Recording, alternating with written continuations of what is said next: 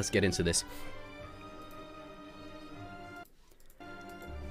Ladies and gentlemen, welcome to the first game of today, Kaiserklein. Here we are, #1 player on the ladder, playing as Germany here today. The flag might be a bit reminiscent of Russia. Say Russian because the yellow, and then I see, oh, it's not Russian. Yeah, you were gonna correct me. You're like, no, yeah. Now we got some settler wagons here. Oh, we're on view lock. Oh, this is nice. We can follow them around. Okay, but Germany going to be opening with a market there and a couple of settler wagons on coin. He's got a 20 coin treasure in base, and it looks like... Yeah, one thing that I noticed, by the way, was the fixed crates. For those who have played a lot of Age of Empires 3, now the crates are always spawning the same way, which I think is a good change. It's been long overdue. So now players can kind of more consistently plan out their builds, and I think we'll see a lot more of like standard German market starts.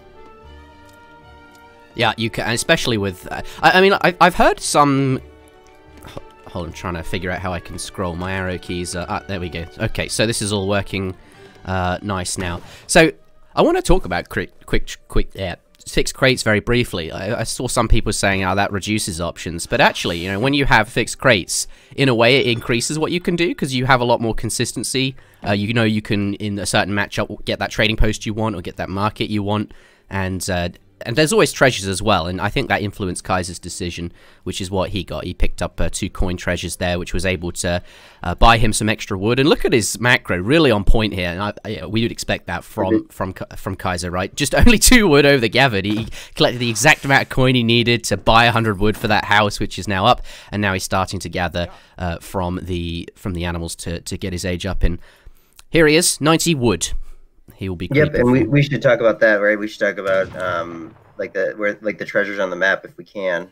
When the treasure garden is coming towards you, you can obviously there's like a ring at which it runs back. So you'll see Kaiserklein's kind of manipulating that ring in the AI to shoot this tiger quite a bit. And if you get it just right like this, you can even shoot it inside the range and it won't come at you. Yeah. And so he's going to be able to kill this treasure without losing any HP, which is really important because.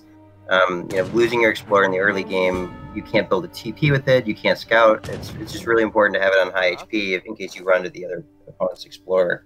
Yeah, having worked on the game, I think that is actually down to the line of sight of the Guardian, which you're just trying to dip out of as you shoot it. Although I could be wrong, so please don't quote me on that. Kaiserklein picking up 90 wood. I don't have a treasure log to look through, though, so we're going to have to really pay close attention to what each player gets. Can we remove all Fog of War for a second and just see what treasures are available? Yeah, are there any other ones that are noteworthy? So another 85 wood treasure that Kaiserklein's going for. Down here we have 85 wood again. So a lot of wood treasures on this map. 65 coin. And I think that is all of the notable ones, 75 food as well. So it looks like all 4 of those are great. So if they split these treasures, it'll be a very even outcome. You'll seeing the difference here, right? Knuschelbär not able to kite that or not trying to. Maybe he's afraid of. It's right in the middle of the map. He's probably afraid of getting stolen, which sometimes you have to trade the HP to be sure you're there. But you'll see the difference. He's going to have 150 less health here when he kills that. So. And I think Kaiser's now finishing up the other 85 wood, so he's going to have almost a free TP coming out of this when he's transitioning. 800 food is the amount of food you need to do all the typical age ups, so we'll see Kaiser just perfectly sneaking in. It looks like just about there. A lot of hunts ran out. There we go. Should be clicking up real soon. Yep. Is that with the 400 wood politician, the quartermaster? Yep, indeed, going up with the 400 wood politician there, and it looks like his explorer is now sort of coming back, although not in a super hurry to build a trading post. He's not starting to gather any wood, just sitting on the 177. Perhaps he will collect this treasure up first before doing that, or doesn't intend to get a trading post at all. Let's take a look at what if you run into 75 food like this, you have to kind of pick that up. I mean, the TP can come later. You can even miss a pass, and it would be better to have 75 food then. Yeah. 1 XP pass. Have those extra resources early on, and now a few villagers switching over to wood there. Getting Gangsaw in transition, and that's also another good thing that he did, I suppose. By delaying the wood chopping, it means Gangsaw's closer to finishing, and these villagers will get a bit of extra wood. Looks like, though, Kaiserklein will be sending out a forward settler wagon to the center of the map here, and I think he's actually gathering for an outpost, not a trading post. I think we might be seeing that classic Kaiserklein tower rush, where he uses Yeah, I mean, the he's gotten outpost so as a many forward resources, spawn right? point. Maybe he just feels like he can snowball that into some early pressure. And I've also heard, and I don't know much about the Swedes yet, so bear with me, but it seems like in the early game there's a little bit of a window there, and especially when players go for that gold mining card first, they're the one that makes your houses gather gold super quickly. You're particularly vulnerable in that window of time, and 9 bows coming out of this tower with pikes and such could really do some damage to the housing infrastructure early. Yeah, and that looks like what he wants to do. Needs to damage that economy quickly, and we'll see. You scout those houses, by the way, on the gold mine. Unlike Japan, you can't actually see where the person's house mines are, right? Like, look at Kaiser's Explorer. I think he's built some houses up there. Yeah. Which will be really good, because Kaiser's racks will be right there, so he can probably put pressure on the front door and then go kill that house later, or he can just kill it like right out the gate, depending on if he's feeling confident or not. Yeah. Looks like Knusch is spreading villages around, and with the Swedes, you can only build them with your settlers, so you do need to have some kind of military to be able to get out on the map and build these torps next to the mines, although in the early game you can sneak a few out here, and there is of course the torp wagon card, which lets you add torps to faraway mines as well, dominions. What shipment does he have coming right now? He's changed it 3 or 4 times now. I think he saw the pressure and switched to whatever this card is. So he did have 2 leather cannons initially, which would have been a response to the pressure, but he cancelled it and is now sending Engelsberg Ironworks, which is the one that you mentioned that makes that makes the torps incredibly fast at gathering gold. So that is coming. And a stable. Yeah, and a stable.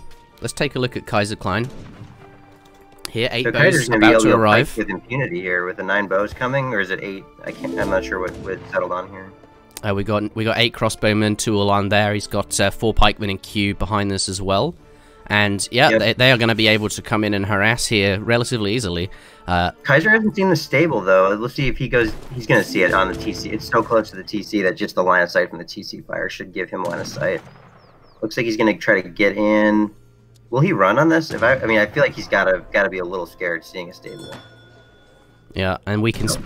He's got time, I guess. Maybe he's already seen it. It looks like the pikes are now here as well. He's going to try and get away, but we can see those hussars are only, there's only 3 of them out as well. Going to start taking down this.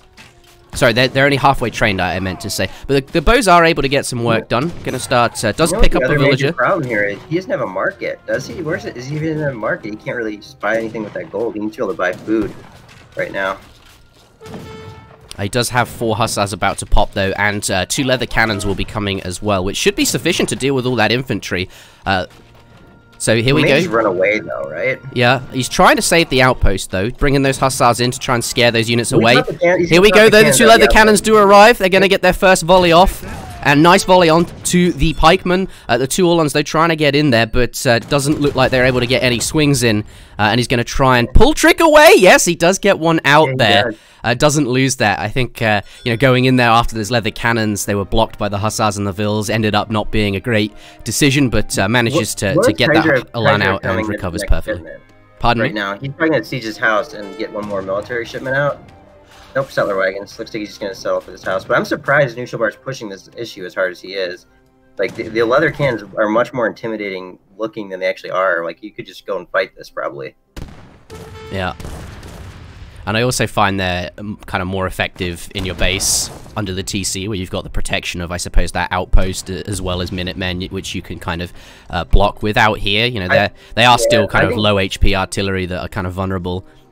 I think Kaiser, if he doesn't get back here, look at this. He's sensing a time incoming, because there's going to be settler wagons probably in 2 cooling coming out of that tower right now. And he's going to go on that. So, here it comes. So, let's see if the Knuschelbär read it soon enough and he's getting out. Oh, he's not going to be able to get out of this. I think he's a little trapped. Cans can't really retreat. And once those go down, you're just kind of looking at, you've got a stable. And that's basically it. So, Knuschelbär is going to be on the defensive here for a good amount of time, and maybe Kaiser can take out this tower, at which point all the houses are just vulnerable. Yeah, he did get the repair in there, but yes, losing those leather cannons is a big deal, because they're hard to replace. He doesn't have an artillery foundry. They do cost quite a lot of food, and that was really the only thing keeping the infantry at bay. And now these pikes, they're going to be able to tear down that tower, and they're going to be really effective against the torps here. It doesn't have Dominion sense, so these torps do not have any additional hit points. The thing is, though, Yeah. Nush does have Engelsberg Ironworks active. Let's switch on over to him and see what's coming. So he has a lot of resources and a lot of income. The trouble is he's not able to spend that coin. Perhaps we should take a look at his deck. He needed to build a market, right? That's what we were talking about. Looks like he's building a rack. I mean, honestly, if he had a market this whole entire time right now, he wouldn't have lost the tower, and he would have so many units out because he just needed to kind of like buy 400 wood here and a couple hundred food in the right moments. Oh, here we are. Right, here's his deck there. So no mercenary cards in Age 2 either. You can enable Lanschgenets, you can enable Fusiliers, and either of those can be a reasonable way to spend that coin in Age 2. H2 mentioning the market. The other way is to get up to the Fortress Age, which looks like that is his intention. That's what he's doing. Going up with the Exiled Prince, which is the Age Up fast option. And once he gets up there, he'll have plenty of way to spend coins. Artillery, Hacker Pellets, and indeed Jaegers at the... Yeah, and the fact that Kaiser... I don't think Kaiser has a read on this at all. I mean, he took out the tower, which is the key building to get rid of so he could start putting pressure on the front door, and then he kind of went back, right? So, you know, the little cav raid coming in here, that's a good catch. Kaiser's really well hurted, it looks like, so he probably will be fine coming through this, but 2 Ulhan as well close by should be able to help deter this. Yeah.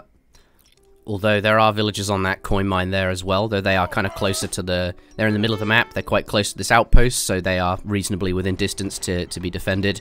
And these villagers, they're not under the TC, but I think they are close enough to the TC to be protected. Let's check out what's going to happen at the front door when Kaiser sees the Age Up pop. He may just go right underneath the town square and start going for racks and stuff. He's going to try to kill units. This is exactly what you have to do when your opponent ages up. You just find any military units you can and just try to keep their army pop as low as possible. So when those big shipments come, they can't swing the fight against you either way. Yeah, and I love this too. The pike's just going to sit on the racks while the cat try to chase down the world's fastest running musketeer. Yeah, they definitely what will win the Olympics for Sweden.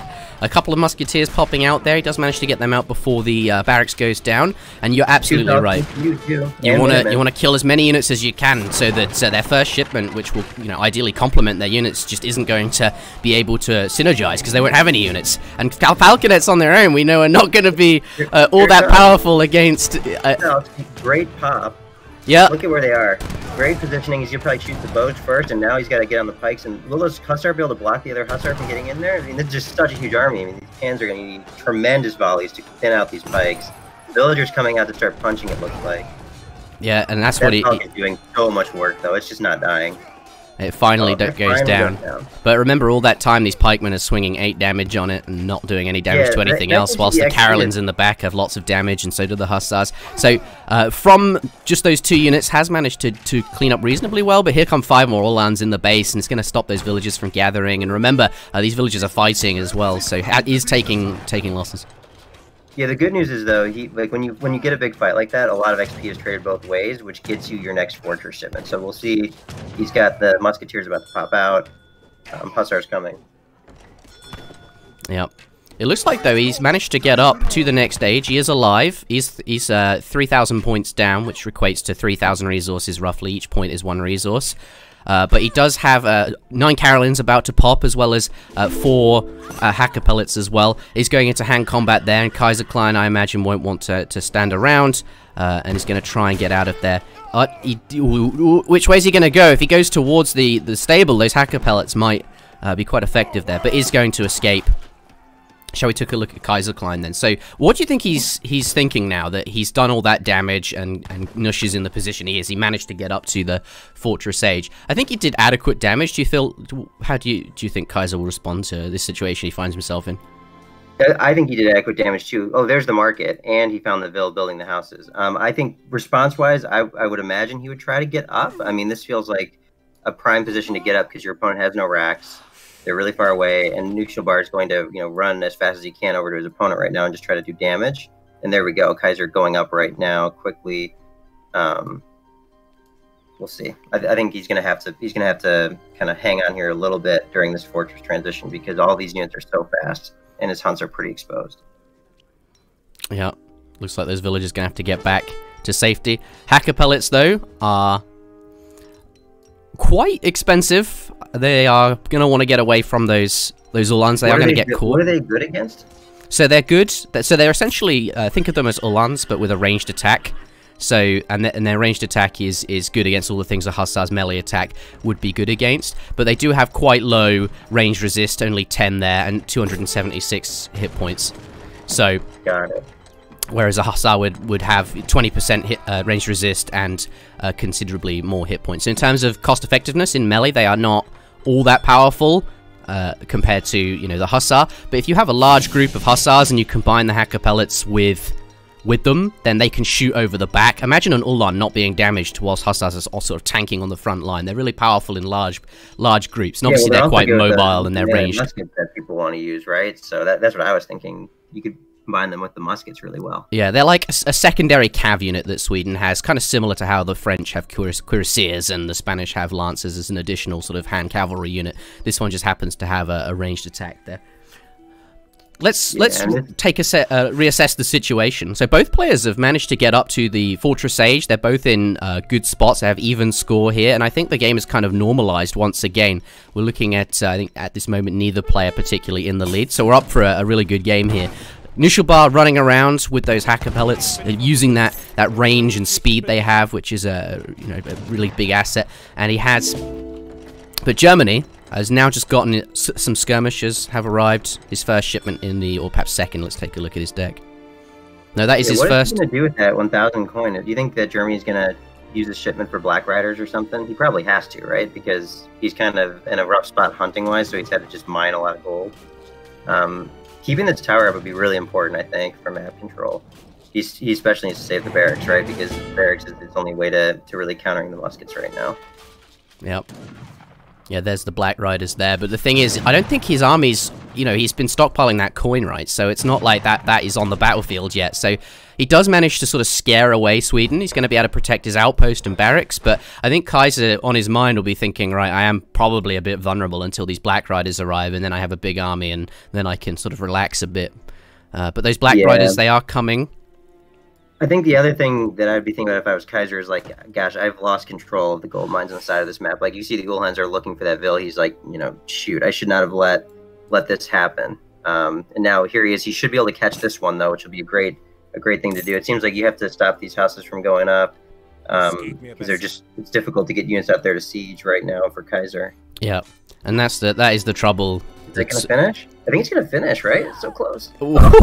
It's like 80 hit points there. Yeah, that's the trouble. Stopping that, actually. When it's just never going to go up, right? You can't get a Vil back out there easily. Yeah, when you play as Sweden, the mines you can sort of build are really the ones that are sort of nearby. You want to sort of maintain control over the area sort of surrounding your base, and if you want to build these mines out here, you do risk losing villagers, or you do need to have an army to sort of make sure they get up. There is, however, the Dominions card, which I mentioned earlier. It's not in his deck, but you know, if you can get those out, those wagons can get onto mines that are quite far away, which is particularly good on large maps, and you do save a lot of time walking, and obviously they build themselves. So, but this is a 1v1 smaller map. We don't see that card, and that's fair enough. Looks like though Germany is now got a big army. He's got those Black Riders out. He's got a decent number of skirmishers and Uhlans, and I think he's looking to make a push. Yeah. Actually, looks like he's going to be playing defense here. Sweden's got a big Hussar shipment coming too. This raid is either going to be huge for Knuschelbär, or it's going to absolutely put him in a horrible position if he gets sandwiched in here. Kaiser's got a much bigger army, and I don't think he's aware of the Black Riders yet. The question is just, can he get out after killing 9 Vils for free? Looks like the Black Riders are really critical here too, because they're fast enough to actually shoot at the running musketeers who are not in that ranged mode. So they're just going to slowly get thinned out, and this is what you have to do, I think, against Sweden. You have to be chasing these units down, not letting them get away for free after a raid like that. Yeah. You know, the rest of his army, by the way, not pursuing. He's not wasting time with his other army, knowing that it can't really pursue. So you'll see his Uhlans are out on the map. They're catching other units. Like this 5 Hussar card just getting absolutely caught right now. That's huge. Yeah, that's 1,000 resources that he's just lost there, and the losses of Kaiserklein going on the other. How's the other pursuit going? He's thinning out those muskets quite a bit here. Yep, there's only 5 Carolines left yet there. Skirmishers do get another volley, and they're perhaps going to get another one on top of that. Yeah, he's done a really good job. Knusch did get a lot of villagers. He killed like 9 villagers, like you said. That's a really big deal. But because he had all of his army sort of out of position on this side of the map, he was able to get caught. And I suppose as Swedes, you do have a lot of confidence since you have such fast-moving units, which is why he did that. But Kaiserklein, #1 player, #1 on the ladder at the moment, and he knows that he can abuse that. He can make sure he can chase those units down and sort of equalize the losses he took in terms of villagers. Even here again, look at this, 2 hacker pellets. He even splits them just to make sure he catches both. It's these little gains, that 5 hussar shipment here, the Carolines he was picking off, and now these 2 hacker pellets taking a lot from the top and starting to take down these torps here. Kaiserklein really starting to solidify a lead. Yeah, and this starting to look like one of those games where, you know, the person who he's made some raids happen, things like that, but they've lost a lot of military units in the process. And what ends up happening is, you know, even though Kaiserklein's economy might be a little bit weaker because of how good the resource trades are for him on the units, it's not like he's not really behind ever, right? Because his army's way bigger right now. It doesn't really matter if he's got less villagers at the moment. And pretty soon, like, how is Sweden even gathering food? Are they just sitting on berries right now? I mean, at this point, he's just literally hanging on by houses. You know? Yeah, he's got a couple of hunts there, a couple here as well. But yeah, once that little pocket of hunts runs out, look at these berries. They're so this one's about to disappear. Yeah, I mean, but just like again, you have to just look at the map, right? Like, look at where Kaiser's like base of army is, where all his villagers are gathering. He has that, and the way the lines are drawn on this map right now, he has the entire top half of the map. If he clears out the 2 houses up there gathering gold, those mines are also his. And all neutral bars kind of got left, and the bottom is one more hunt in that little corner, and that's very vulnerable to Wuhan raid. So I don't even know if he'll go for that. Yeah, I'm not actually sure that Sweden has a bigger. Are there villagers mining that bottom gold mine? There are. Is that why there's a lot of blue dots down there? Yeah, Kaiser's going to go in here, and this is actually a huge pickup. It's 3 houses and it's 6 vills. So this is the kind of stuff and actually it's 8 vills because there's 3 over on the right that are dying as we watch this raid happen. And on top of that, he's got really nice house positioning here to just kind of jam up things with all the melee units that Knuschelbär has. Looks like Knuschelbär is just going to opt for the counterattack, saying, you know, I've lost the bottom, I've got fast units, I'm just going here and raid at the top. And these raids are just so threatening. I think Kaiser has to immediately send, at least his Black Riders are probably coming back to deter, but like look at how fast this sweeps in. This could kill like every villager he's got. You should be able to save those hunting villas though on the bottom, because I think there's a lot coming back here. Yep. Yep, here comes the skirms. I guess he sent the skirms back first so he could get all his army synced up. They're a little bit slower moving. I do really like that decision from Knusch, though. He lost those units down the bottom, and instead of sending his units there, sends them out to counterattack, as you said. Manages to get quite a few Vil kills. But here, now both units are going to clash together. It is worth pointing out the Carolines do have platoon fire active. Pardon. Oh, no, they're in hand attack, so I can't see it. But they would be doing more damage to the cavalry. But I think here, the red player is in a great spot. Threatening the situation, and there's nothing that really is damaging the Black Rider, so I think this should be a pretty convincing cleanup for Kaiserklein here. And that looks like the end of the game there. It did just sort of end. You want to watch it again? That's what's happening. Well, I think that is the end of the game because it did just end there, and I think Knuschelbär probably just resigned there. He's typed GG as well, so he definitely resigned there. Yeah, that's right. All right, so the game 1 going to Kaiserklein, and we'll be back for the next one very briefly. Let's throw up the overlay. Actually, let's see. Do we have the next game ready right away? The next one is not ready just yet, so we will have to go back to shooting the breeze. So this is an excellent time to make yourself a cup of coffee or perhaps some lunch or whatever it is that you need to do, because game 2 will not be starting until we receive the recorded game. So there is that. Do you want to talk about the match? This match or the next one? The match we just watched, I suppose. The aftermath of it, at least. Yeah, I mean, I think what was nice for me to watch, because I haven't been able to really watch a lot of streams, and I haven't really watched very many like, you know, 2 high-level players playing out a matchup. Usually, it's just not, you know, everyone was kind of playing ladder, so it's good to see though. Like you could see how Germany had a really solid chance versus Swedes there, and you could see little opportunities for things to be more polished as the players, continue to learn these matchups. But like you could see that I could see very clearly that Sweden could not kind of house all over the map and just take full control in a way that Japan used to be able to when they were a little bit on the stronger side, right? Because you have to send the villagers out there, and because there's a little bit of a slower window. But at the same time, you also got to see just how powerful like fast-moving muskets are. Like I mean, that's the way that those raids worked out were just really incredible. And Knuschelbär did such a good job of hanging on, despite the fact that he was behind. Like almost that entire game, Kaiser's early offense really made a dent into Knuschelbär, and he still almost managed to swing the economic favor back into his realm, so to speak. Yep. I think the Carolines definitely are very quick at the moment.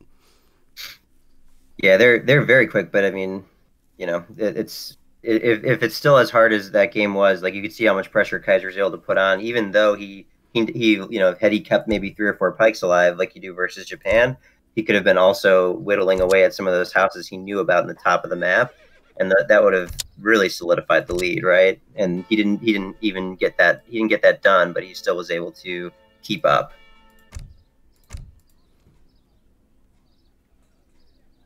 There is a post game, but Interjection had it on loop.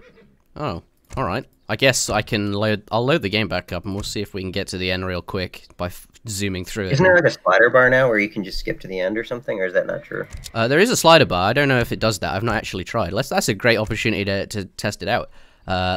Load recorded games. Okay, let's see. Let's see if we can jump to the end. Up next, so jealous that when you open the game, it opens. My laptop's like for work. I think there's something with my laptop that blocks the internet connection needed to like verify the game, and it just closes on me. You're using your work laptop, right? I see. Yeah. Hopefully soon I'll have a computer and I can try out some of the new civilizations and stuff. Though it looks really fun. All right, I'm in the game now. Let's switch back to it. Let's see if we can zoom toward. Oh, that bar doesn't do that. So that little knob icon indicates that you can click and hold on to it. Yeah, it does. Maybe that's not working at the moment. But let's. I think if I just sort of unlock this and go hide in the black corner of the map here, the game will go real quick. Yeah, this is maybe like 2 or 3 minutes worth of time to get to the post game. Did you turn off the loop though? That'd be important. That is important. Where is the loop? It's on the left, that circle with the lines. Okay, so I want that deselected. That makes sense. Yep. Maybe it's like after all that work, you just run it through and it just loops again. Yeah. All right. So we're just what we're doing, guys, is we're just gonna get towards the end of this game again. Let's turn off the view fog of war so we can just see what happens on both sides. We'll get to the post game. We can talk about that. Obviously, we'd rather just get into the next game, but that is not available just yet. So we're waiting for that game to finish so that we can get the recorded game and start checking out what happens in it, I suppose. Yeah, it's on Siberia coming up. I wonder, do we see more Swedes? Like, Swedes are probably really good on that map, too. I think it was this moment here where these cannons come out and sort of die. If he kept them at home, maybe he would have, been in a stronger spot, got up to fortress, and... Yeah, and it's rough when the 2 Ulhans that come with your opponent's 3 settler wagon shipment, which is 6 villagers, give someone the military mass to like kill your cannons, basically, right? So Kaiser got to both send 6 villagers and get into a position where he could do this under the town center. And you're exactly right, because having those 2 cannons nestled in there, he could have done more vill punching and delaying, so the Falcons here could have maybe survived, right? It would have just kind of cascaded into a better situation for him. This is a really good hold, though. I mean, a lot of times you can get into a situation where you get to fortress with no military buildings, and they just kind of eat your first 2 shipments up, and then there's just still units under your town center, and you can't ever stabilize. So really good job getting back into the game, and then raiding his way, knowing that only a few units he had to raid to get an advantage back.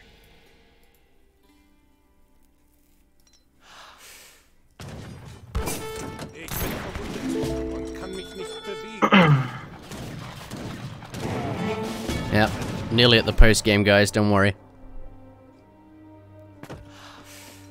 Man, we should just cast all the games like this. We'd get through them so quick. Yeah.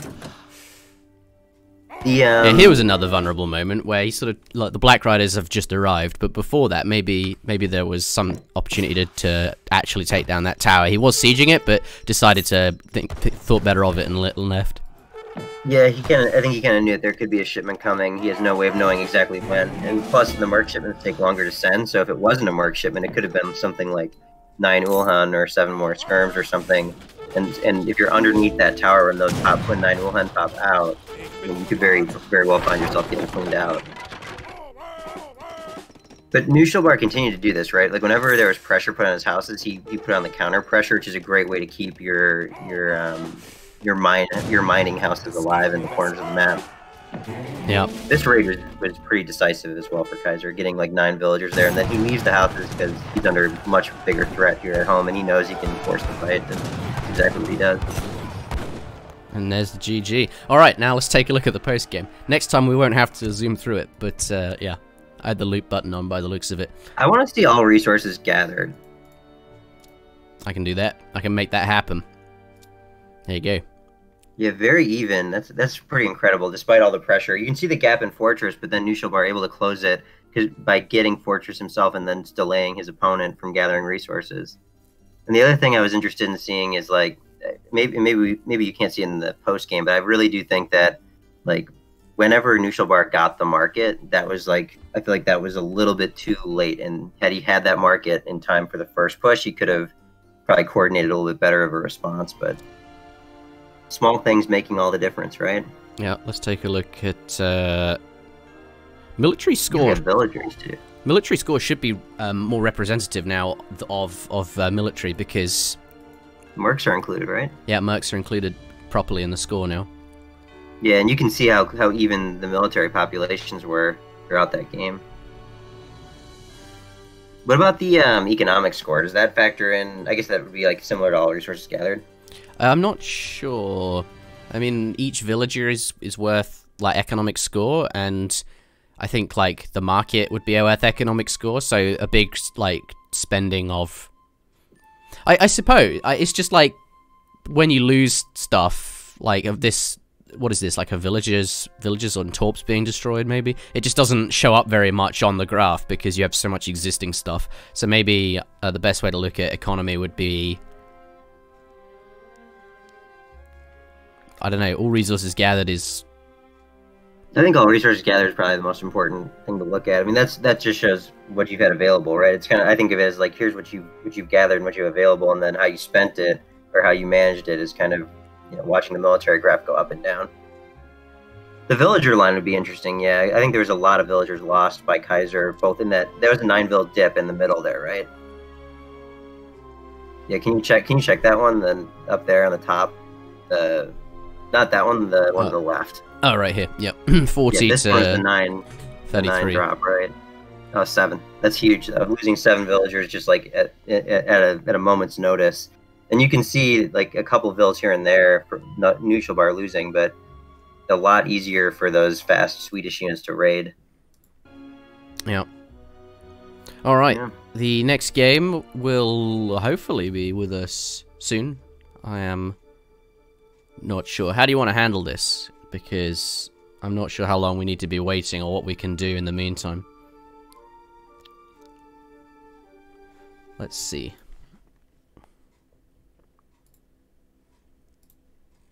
Yep, let's see. I think we're still waiting for the replays.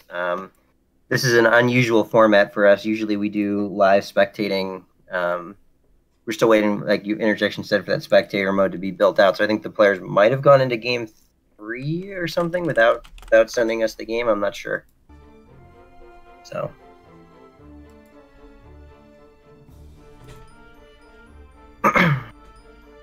Yeah, I mean, we could talk about some of the new politicians and stuff and see if you would sort of expect them to come up and what your thoughts of them sort of are. Get your assessment of them, so to speak. Yeah, sure. So it looks like the admins are figuring out when the next game might be available, but I guess in the meantime, what do you want to look at first? You said you were looking forward to playing some Spain earlier, so maybe yeah, I think maybe we should just jump into, just jump in and show you the politician. Yeah, sure. I thought there was like some politician guide thingamajig. Oh, I guess we could just look at the changelog, I suppose. Although... Oh, I didn't mean changelog. I thought there was like a thing in this game, like a tech tree or something that you could see all this in. Oh, I guess there is. Yeah, I don't know. I'm not used to having a tech tree, so. Open that. Is there? I just saw it on the menu. What, in here? In the main technology tree. Yeah, I must admit I'm not used to having a tech tree, so this is really cool, and we can. Yeah, this is pretty cool. This is all kind of like just things you have to know about the game normally. Do they have any AGEPs in here out of curiosity? Buildings, units, improvements, made improvements. Market. Oh, you mean? Oh, that's a legend. I see. Never mind. So that doesn't filter anything. I don't think we can look at the politicians from here, but it does clearly lay out everything you can sort of get access to. Yeah. Let's slide over to the far right or something and see if it's there by chance. But looks like these are all. What is this? These are Arsenal. In factory. Yeah. Okay. Cool. Yeah, we probably have to go back then. All right. Let's take a look then. All right. How do you have to like use the cheat codes to let us see? I want to get your thoughts on this one. Which one? The logistician? Yeah, the logistician. So. Actually, let's save the best till last. What do you think of like the general reshuffle or the of politicians here? So obviously this used to be 4 cows and was completely and utterly unusable.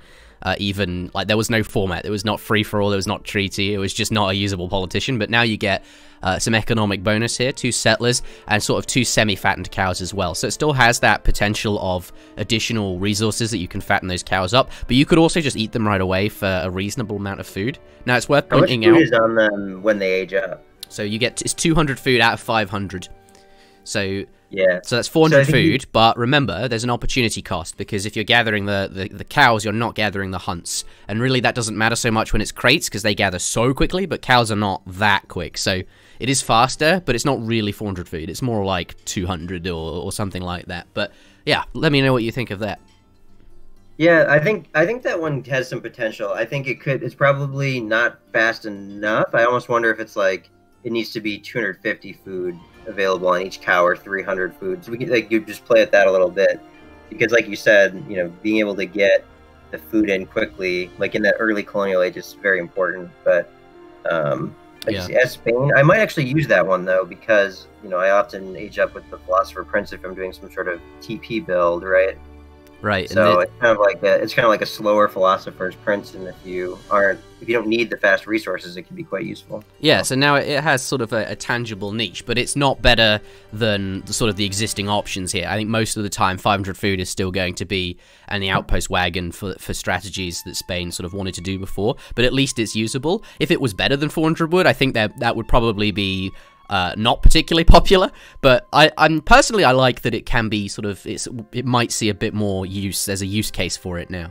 Yeah, I'd like to at least try it out for some of the ATP builds. Basically, it's just an alternative. Like you said, they do the same thing as 500 food in a lot of ways. So if you can get it out of the way, that'd be great. So just to clarify, everyone, we are waiting to get the next recorded game, and then we can jump into that match. But don't we have other politicians to look at too? Yeah. I wanted to get this one and just. So now I have a hot air balloon. What do you think of that? Yeah. That's very interesting. I feel like that could be useful in like in team or in treaty, not necessarily the H2 one, but I think isn't there an H3 or H4 one that gives you like the advanced air balloon? Yeah, if you advance the Imperial Age, you can get an advanced hot air balloon, which is one that doesn't die. This one will eventually just fall to the ground. Yeah, it's useful in like it's useful for like knowledge, and a lot of times H2 in like 1v1 situations you kind of know enough just by using your explorer. But like I said, in that later game, there's a lot of potential to just like always have the spies in a certain spot. Yeah, I have a feeling it's probably not something that we will see too much in 1v1 or even team games. Because, getting up with 400 wood or some other benefit is usually going to be better than a balloon that doesn't really supply any tangible resources or something like that. But I said the benefit of it is I think in free-for-alls it'll be very popular, because there you can get away with playing a bit more slowly, and possibly treaty as well. A nice, interesting feature I want to point out of the balloon is that it can see stealth, and so can the advanced fire balloon. That's another big benefit of it, yeah. So if you're up against perhaps the Inca, I don't know if you'd send the card to get the balloon, but you can do that. Getting it that way would indeed supply you with a unit that can see stealth whenever you need it. And the cooldown's not too bad. I've almost got this back. Anyway, this is not the most interesting politician. The one I really, really wanted to get your thoughts on was, and this is I think my favorite politician, and I think also the strongest new politician as well. So, just to reiterate again, we're just shooting the breeze, talking about the new content whilst we wait for the next game to begin, and then we will get into that. It's this politician here, the logistician. Exploration age shipments arrive more quickly and deliver additional resources. So, what this means, if I get it, costs 900 food, it's worth pointing out, which is 100 more than others. And it means, if I turn speed always wins off. Whenever I send a shipment, it only works on discovery age shipments here, pardon me, exploration age shipments, but it will make that shipment deliver, so let's go with 3 vils. So this will arrive in 20 seconds rather than 40 seconds, so it's much quicker. Yep. And it will deliver, obviously the 3 villages, that is the shipment, but it also will give me 200 food, 100 wood, and 100 coin. So 400 resources in total, although half of that is food, which is considerably faster gathering and not worth quite as much as obviously wood or coin. Yeah, it's so interesting. When I saw the shipment, I was thinking, like, where would I use it? Maybe if I was doing like an ATP build, you like to send ATP as well. And then I was thinking almost like, because like the other shipments, they break even, right? Like if I send 300 wood versus like a 700 wood shipment, I just kind of get covered on that, right? It comes a little bit faster, but it doesn't have all the wood it doesn't have all wood, right? So let's ship the wood shipment. Right, because you ship like 300 wood, you get 400 wood, 200 food, and 100 coin, which is basically like it's like you kind of get infinite crate shipments if you're playing H2. So I could see if you're gonna play like a longer H2 game, you could use this quite a bit. Just to be able to get like a mix of crates out. The other thing I was thinking is like I wonder almost if it could be like when you send ATP, because like you can't really send, you want to send ATP in transition, you don't want to wait for it, so it's kind of, yeah, that's the tricky part about this is I think you're hitting it on the head there. So what you get with 300, so there's 300 wood that you'd normally get plus 100 delivered as 400 wood, so that you don't have hundreds of crates just everywhere. And then there's the 200 food and the 100 coin. So yeah, it does make those crate shipments a lot better. So essentially it means, with this deck here, it looks really weird, this deck, but this is something I was just built and messing around with. And what I like about this politician is that I don't have to put any crates in Age 2, which means it frees up a ton of spots for upgrades, which Spain often finds really hard to get all their upgrades in, and things like that. That's a good point too. I hadn't even thought about that angle of it. So it sort of opens up additional deck slots, this politician, and I really like how that works. So with regard, awesome. Yeah, and there's like eco theory now, and Team Spanish Inquisition, which is something that's really cool, but I think people would very rarely send because it doesn't really offer much tangible benefit. I feel like if there was something, the only thing I would want to change about this slightly would just be like when you get up with that politician, it would be cool if you got some sort of lesser benefit for already sent Age 1 cards. Like if you send an Age, you're thinking about it wrong. In transition, I can actually go up with that politician and get, let's say it popped out with like, I don't know, like 100 wood and 100 food or something for every Age 1 card I had already sent. You're thinking of, let me show you what you can do then. So if I send this... Oh, you can time it as you get up. As I get up, I would send, 300 wood just to arrive just as I hit up, right? And then on the floor, as soon as I hit up, I've got a lot of resources. Yeah, and all I'm trying to do is find a way to be able to use this while sending ATP and like building 3 TPs, and having them finish as I get up, right? Because that ATP build, usually ATP comes like before you start aging or just as you click it, so you'd have to delay your ATP to be be able to get the crates from it. Yeah, and I like the balance of it there, which was something we kept in mind when designing it, because ATP is a really powerful build for Spain anyway. So if you could send this, so like if you want to use it with ATP, you would have to be sending ATP super late. You have to have it arrive as soon as you hit up, which is kind of a bit late. You want to be sending that as sort of your second immediately, so you can start building them ASAP, especially in the ATP mirror, right? If you're playing against someone doing sort of similar thing, they're going to get those trading posts before you, and then the benefit of ATP is kind of lost. I think I think you probably don't use this for ATP builds. Then you probably have to use it for like your colonial builds. Like if you're planning to play a long colonial game, this would be obviously quite good. Yeah, and that is where you've hit the nail on the head. That's kind of what it's for. All of the logisticians are supposed to enable sort of a new way to play your civilization that was kind of not quite there or needed a bit more support before. And for the Spanish, that is their age 2. Spain is so focused on going to age 3 just because they have faster shipments, and that synergizes so well with, you know, the fortress, the shipments in age 3, which are more powerful, you know, 12 pikes, 2 cannons, all that sort of thing.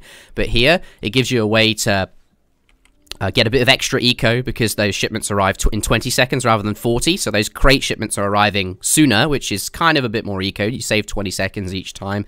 It's kind of more resources, and it enables you to send things like eco theory, which normally you wouldn't want to do early on, but now you also get some resources with it, and it also kind of helps them if you want to get to the Fortress Age at some point. If you're feeling pressured, you have the Town Militia card only takes 20 seconds to arrive, which is, you know, much quicker than 40. So if you're under some kind of pressure and you need that defense, you don't have to, you know, you can more easily get a hold of it. Yeah, totally. Looks like we're still waiting, by the way, for those watching. Basically, we're casting from replays, and they did, in fact, go into the third game. So we're just going to have, it's just going to be, I don't know, maybe like 10 minutes more at most. And then but the good news is we'll have some games stacked up. So there should be kind of like when you pause your TiVo or your DirecTV box from the old days, right? Nice comparison. Yeah. We're just waiting for we're just waiting for the commercials to kind of get through so we can watch all the games seamlessly. Yeah, with I think with 2 stacked up, we should be good. There shouldn't be any breaks for the rest of the day there, so that's good.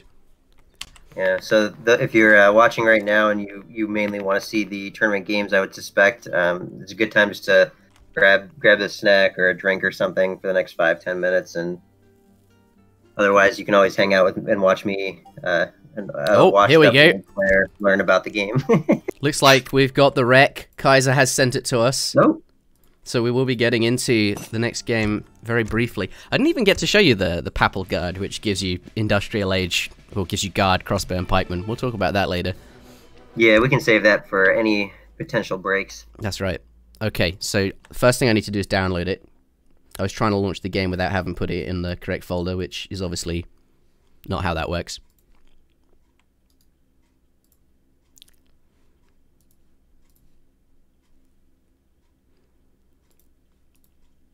So up next we have, Kaiserklein versus Knuschelbär Game 2 on Siberia. So yeah, I'm excited. Siberia's a good map. And we're using New World Championship rules, I believe. So that means that Germany will be disabled for Kaiserklein, since he has now won with it. I fully suspect to see some Swedish action here, if I'm a betting man. It feels like a great map for Swedes. Yeah, although you do only have 1 in-base mine, so there is less potential there to sort of get Engelsberg Ironworks with lots of protected mines. Though you do have, obviously, that tower, so you could be right.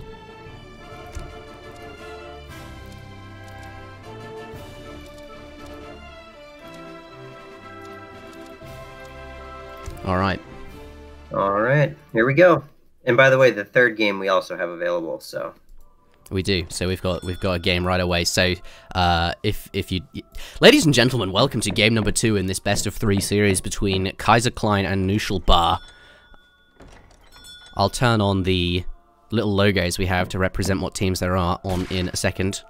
But here we have Kaiserklein playing as the French here, and his explorer heading out towards the trading post on Siberia. There looks like he's going to get that ASAP. And nicely done with his villages there. No one idle. What was that treasure? Is that a wood one? 50 wood? Or is that that's a little blurry on my screen because I'm watching through the screen share on my bad laptop. 40 wood. Yeah, 40 wood Can we there. turn off the fog of war for a second too and just check out the treasures afterwards? Yeah, let's introduce the other player first, and then we can sort of have a look around. Knuschelbär playing as the Japanese in the north of the map in the color blue. Are going to be opening with a consulate there, and currently fighting Divine Strike. 3 white tigers. Oh, now I'm over here. 175 coin. That's a big treasure. Yeah, it's not too useful for Japan in the early game. I mean, he has an extra 100 wood here. He might drop a market, but that would surprise me greatly with how tight the timing is. Once your consulate finishes, you don't actually have a lot of time to get that house up, because basically what he's going to do is build a consulate, probably tech to Portuguese, which makes his houses cheaper, and then he needs to gather like 5 or 6 wood so he can just drop the house to avoid getting housed. And there we go. We see him chopping with the 1 vil. Kaiser picking up 40 wood here. And yeah, that's probably going to be 175 gold that he's just going to bank and use for a really solid transition into colonial. Yep, and Portuguese consulate now in transition there as well. And as you said, that last villager gathering up for the remaining shrine, and he'll be plopping that down as soon as the Portuguese tech gets in. I imagine this monk getting ready just to slam it down. Yep, and you can see how tight this timing is. He tech Portuguese just a little bit late. He's starting the house just a little bit late, and now he needs to have 2 explorers in the same spot. If you do everything perfectly smooth, you can keep your explorers spread out and just have one build the shrine. But he's more important than being spread out is obviously not getting housed, and so once his house goes up, he'll be fine. This villager in queue, that you can't queue anymore until that house is up, so they both need to be on there. But yeah, let's switch on over to Kaiserklein and see what he's up to. 3 CDBs coming in there. He got his house and his market, and only 1 overchop on the wood. That 40 wood treasure then actually being incorporated into his build and being really useful. The explorer forcing the poof on both of those Japanese heroes. And Kaiser's very good about this. Like, you see how aggressive he is with his explorer, and that's the kind of thing you have to do against Japan. A lot of people struggle with fighting Japan because of the houses, but just the fact that he's putting this much pressure on, he knows that Japan doesn't want to bell up any villagers right now because he's got to H up, and if you can constantly kind of find and shoot the explorers, you can keep them on low HP, and then they cannot build the houses on your side of the map. And I think we'll see a lot of that happen in this game, where Kaiser's just going to continually manage his opponent's explorers, so that way they have to build on the top half of the map here. Yeah. And what are the treasures, real quick? What's that one that the blue explorers are near? So we have 30% hit points to your explorer in the bottom here. Aspen 40 wood, another That's 40 wood. That's probably what Knuschelbär will get. There's another 45 wood down there, yeah. A family of monkeys, caged and destined for points unknown. That control that we were talking about. Yeah, taking the crack shot on the samurai, but this guy's got 400 HP, so I think sort of kiting that all day long is going to be quite time consuming, but he'll come back to that. Yep, because Japan can't one-shot, they have a different mechanic, so they can't clear that treasure without getting caught. So Kaiser can just walk back and snipe that later with pretty much with a good safety. And shooting this is that a lion, or did they change the lions? No, it's a tiger, tiger, okay. And it's not changed. It's always been a tiger. Yeah, if there's a lion on it, sometimes you have to be careful. Oh, the lion they have 270 on you. They have 270 HP, so they're harder. There's 210 here. But yeah, 40 wood being picked up. He does come. Kaiser also did a 13 vil age up. That's worth noting. You know, as friends, you can either do a 13 or a 14.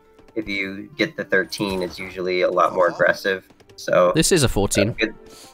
I thought it was 13. He's got 1 vil in Q right now. That's why. All right. He 13 aged up, which will. Get, I see, and that you're right. Yeah, makes sense. I'm just curious what he will do with that. Is that going to be just to get the stable up, or is that 1 vil on the left-hand side going up there?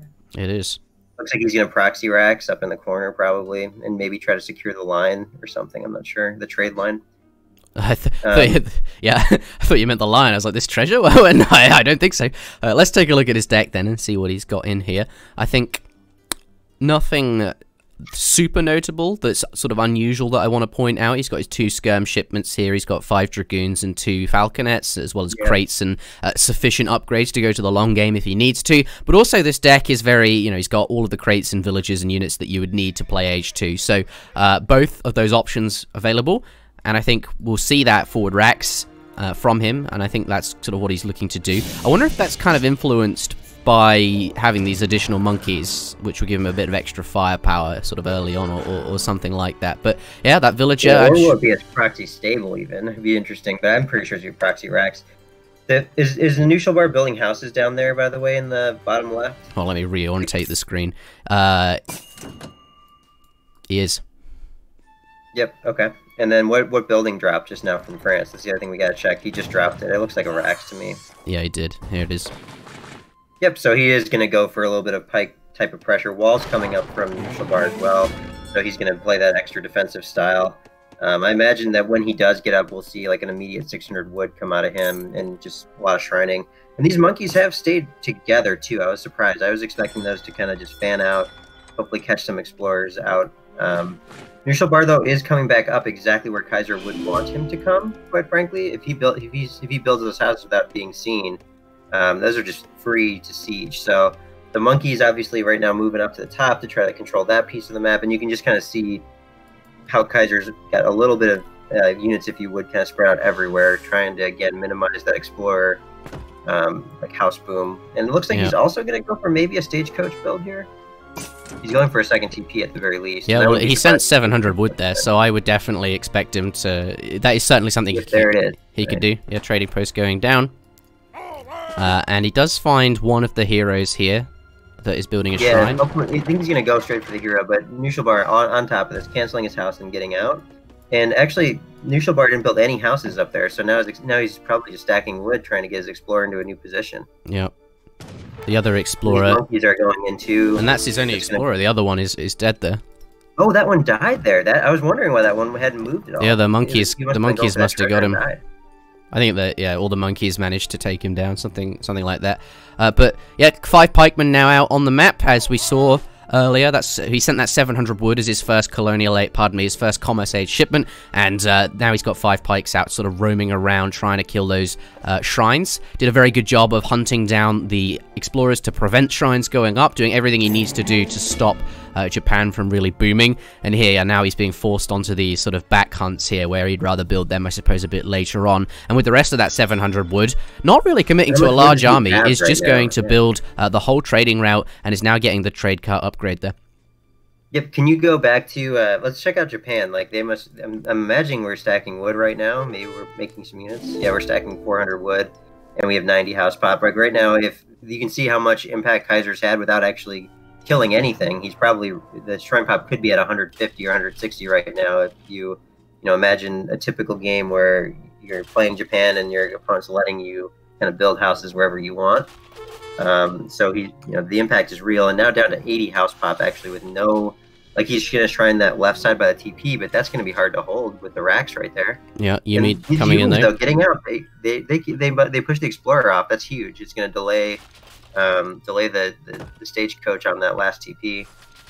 Yeah, it's actually worth quite a lot, because I think stagecoach is already in. Where is the Travois man that delivers the? Yeah, he is. Yeah, so he didn't get that XP boost here, because the upgrade just comes in, and the XP... Yeah, when the upgrade comes in, it actually clears the whole route, like one full route passes instantly, so you do get a nice little XP boost. Yeah. Guys are trying to sneak in here, but maybe the bows might be enough here, because Knuschelbär's other military looks like it's actually rallied up to the top of the map right now. And he was able to get up some houses on that TP line, so I wonder if Kaiser's going to probably send Center Goal and try to age now. Usually that's what you want to do as France, because you're not really intending to stay in colonial. Oh. Yeah, he did send 700 coin earlier there, so and those trading posts are tasked with food, just to get the last of the resources he needs to get up to the next stage. And yep, and now we'll be going up any second now. Let's take a look at the politician he chooses. He's got a shipment available, so most likely the exiled prince, so that he can sort of spend that shipment in the next stage. Going up with that now. Yeah, he just queued it up right now. I'm sure most of his focus right now is on trying to just, like, get his pikes onto some shrines. Did he go down to the bottom there and kill some shrines? No, the pikes are running down there now to kill the shrines in the bottom left-hand corner of the map. And his other army's coming up here just to try to slow down that TP from falling. Knuschelbär had to make 5 muskets, too, because he needs the siege. It's another nice thing about going for the stagecoach, right? You have to start making some muskets as Japan before you age, if you want to really have any chance of slowing down their TP build. Like, if you look at Knuschelbär right now, he's probably not even close to being able to age. Bastiero's just coming in now. Maybe he's got a gold shipment on the way. Nope, he's committing fully to colonial with 100 shrine pops. So I think when Kaiser gets up to fortress here, we're gonna see You know, either he'll go for the crates or he'll go for something like a 2 Falcon shipment to try to really push the advantage. Yep. Pikeman's still down there, sort of taking out those remaining shrines. But yeah, at the moment, not a lot Kaiserklein can do about that trading post. Those monkeys still diligently sort of following him around. But yeah, he's able to clear that out because Kaiserklein elected to age up rather than train units, which does give Nush the time to take down that trading post here. But now that he's hit up, it does mean we're likely to see Nush sort of push out, and that is what he's doing here. He's got this barracks, he knows he can take that down, and he's going to siege that real fast whilst he has the opportunity. Kaiser ship? That is a good question. Let's go back to Kaiserklein. Probably 1K wood? Or he's saying skirms? Interesting. He's going to try to get skirms out. The cure's also coming. I think he maybe try to poke for time, but I don't think that rack's going to be able to finish a batch of skirms. It might actually be for the best, quite frankly. I think getting out 5 cuirassiers here is really important because one thing people don't think about with Ashies is they're not very good anti-cav as muskets. Oh, he did get the 3 skirms out. That's actually kind of painful here. They're going to have to run away. Maybe he's using to buy some time, but that's really, really tough. He needed those resources to be able to pump out cures here. Yeah, he did lose them. There go 3 cures. I think if he can find a way, he's going to market sell, I would imagine. But if he can get out the last 2 cures here, he's got just the right amount of housing space. He can honestly, with 8 skirms and all that, just kind of smash into this army and probably do a lot of damage. And he sells a bunch of food there just to get the last 5 to get up to 5 cuirassiers. I should give him a shipment too. There it is. There it is, yeah. So now he can and I do like the decision there. You mentioned 1,000 wood, but going with the 8 skirms means that now that these cuirassiers have arrived and the skirms have arrived at the same time, everything's sort of coming over, and it means he might be able to defend. Doesn't quite manage to defend this trading post with the army. But that does seem like the intention. Let's switch back over to Knuschelbär. He's probably going to age soon, yeah. Yeah, he's macroing to age. And I feel like he's in a good spot for it, right? Like, he's managed to take down 2 of those trading posts. Although Kaiserklein is on top of it, he's going to rebuild that ASAP. And obviously now, he wants to get up. Now that he's destroyed those, he can get up, get some upgrades, and face France head on. Yeah, totally. And the thing we have to keep in mind is, like, if you look at the Shrine Pop, it's 80 and 36 fills. So really, France's eco is probably stronger than Japan's is right now. So obviously, you don't usually see a Japan player putting that much pressure on and then getting to age like this. But at the same time, you also don't often see Japan on 80 Shrine Pops. So there's kind of this untold damage. And there's a unit actually going out on the right to get back an Explorer. That's going to be really important. I was just about to mention Knuschelbär has had no Explorers for a while now. To the point where he's actually sending 2 Ashy out to make sure he can get at least 1 Explorer back. Yeah, it does pick him up there. Shipment comes available for Japan. And here's France sort of coming across the side of the map there. A few pikemen. This is actually really good. This is a great bait. He's cover moding it, and he wants to get 1 stab in. Explorer 2. He just wants these guys to be slow, because he wants to make sure this fight happens no matter what. Yep. And he knows the Yumi are out of position. And he's just going to use his cures again. This is all, the cures are not the counter unit. They're there to stoke damage. And a full volley almost looks like one to, oh good, he didn't micro the cures yet. And so you can see some of the units are falling here, but he is able to kind of trade with the skirms there and do quite a bit of damage. And cleaning up all these units right before this opponent hits Fortress is really important to do. Yeah, I really like the use of the pikemen, as you pointed out. Catch the snare and then get everything here. Also running too, right, to avoid getting melee, because melee muskets do so much damage to Cav. And really nicely done here, just pulling through and just cleaning that out. And now he can siege down this TP while he continues to do, imagine it's probably some sort of macro play right now, maybe some crates behind it or something. Yeah. Shipment comes available for France, and we'll start to send 5 Dragoons by the looks of it here. Back to Knuschelbär, who's just hit up to the Fortress Age, elected to go up with the Golden Pavilion there, and has Yumi Archers as his first Fortress Age shipment on the way. And of course, at this barracks here, disciplined Yumi in queue as well. So it looks like, let's go take a look at the action. Does take out that trading post, and it doesn't look like Nush is able to deflect that away. So Kaiserklein is on top of the route here, and Nush doesn't really want to do any kind of engaging until that shipment of Yumi arrives, and of course the upgrade as well. Yeah, look at the cures on the right too. He's aware that Explorer was revived, and he's just cycling with the cures right now. He wants to make sure that he knows. Oh, monkeys, I guess. Sorry. I couldn't remember. I didn't know if they were monkeys or cures, but he's just cycling through right now, trying to find where that Explorer might want to build houses to continue that denial on the map. And it gets easier and easier to do, right? Because as you eat the hunts as France, it also reduces where he can build. But Knuschelbär's done quite well, actually, because he's got the bottom left rebuilt too, right? Like down there in the bottom left-hand corner by the TP, he's also rebuilt those houses with the other explorers. So a lot of good work put in by him on the side here to stay in the game. Yep. Although this entire game, Kaiserklein's done a fantastic job of, making sure those shrine numbers are down, as you pointed out earlier. Here, though, perhaps a little bit of a, he's thinking about it, but there's a large Japanese army there and doesn't choose to commit. France has the whole trading route. He's done a fantastic job of destroying all of the trading posts, shrines, so doesn't want to just slam his units in there when he doesn't need to. He knows he's got this economic, he's doing very well economically, so is not going to do that. But Japan has the confidence to be out on the offensive. Those upgrades are in. He's got that first batch of units in. Both units are now. Yeah, he saw what it was. I think he saw the dragoons. And he has no intention of making cavalry. He's got 5 Nagi coming, but when you see that many goons, you've got at least a small window here to use your infantry mass. Yep. 5 Naginata are about to arrive. And the berry's running out. He may have to. He forgot. He may have to cancel those. Oh no. Oh no. He has no food income for a long time now. Because he's got to wait for 2/3 of a shipment here. He could take a Japan fight. Can only gather berries, right? So, that could be a costly mistake.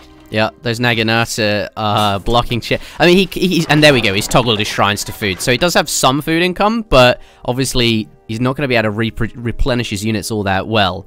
I wonder if it's like, do you want to take a fight here then? Like, if you see something you can take that is like relatively even, do you just take it so you get some XP and then you can get those cherry orchards to come out? Perhaps that's what he's thinking. Although yeah, you kind of have to take something now for sure. But the other thing you do with your wood is you basically you shrine boom right now. Like what you're saying is like, okay, well, I made this mistake. The best thing I can do at this point is just chop a bunch of wood and get to 200 shrines super fast. And then, the berries come in and everything kind of returns to normal. And maybe you got to get away with a more boom oriented strategy. Yeah. He's also using it to get a stable. He's using it to tech stable upgrades. So, all smart things to do with the extra wood. Might also be a time maybe you sneak in one of the golden pavilion upgrades for your muskets or something, but he doesn't have a lot of those, so maybe not. Yep. Kaiserklein being having a cav too is they're fast and they have high siege. Like cuirassiers do a lot of siege damage, so you can be mobile on the map with them and always be sieging a house somewhere. And there's 4 houses over here on the right, so it's it's significant. It's 400 wood worth of damage you can do just by having your cuirassier stand over there as opposed to standing in the middle of the map. Monkeys do finally go down. Rest in peace, Freitag. But over here, yeah, a couple of Naginatas looking for some villager kills. They do get a poke on the Falk, but are not overly threatening. Although, a third of the damage is okay, but probably not really worth losing those units. Over here, we do have his army on top of the shrine, so that's a lot of shrines he's going to be able to take down. Yeah, can we see any text? Do we know what arsenal text he has? We can see cavalry cuirasses in from the +50 there. So these cuirassiers do have that upgrade in. We can click on the. Check for counter infantry rifling on the skirm. There are no scams here by the looks of it, but yes, we can go. Yeah. Here we are. So yeah, no CRI in just yet. Still doing ×2 against heavy infantry. And cavalry ranged cavalry caracol. Let's check for that as well. What are some of these other things that are coming in right now for Japan? What are we teching? Are we making mills or something right now? We have mills, don't we? That's what we have. Let's take a look. Yep, we're building mills. Or rice paddies. Nope. Never mind. Yep. Sorry, it's a little blurry. I thought that mine with all the villagers on it looked like a rice paddy going up. With the shadows. Just mining a lot of gold. He's got no food income, so he's built a castle and is deciding to buy units that cost coin and wood, since he obviously doesn't have any food there. So it makes sense. Whilst France was sort of clearing out those shrines and now moving on to these shrines here.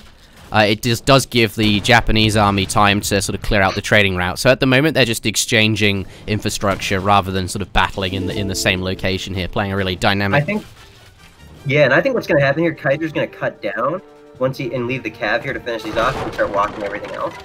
And then what he'll do is, I think he can realize this army's out of position right now from Knuschelbär. He's going to have to really try to sneak back before the cav really catch him. Bit of a raid here. Looks like that's where the dragoons are going. Deal with the raid.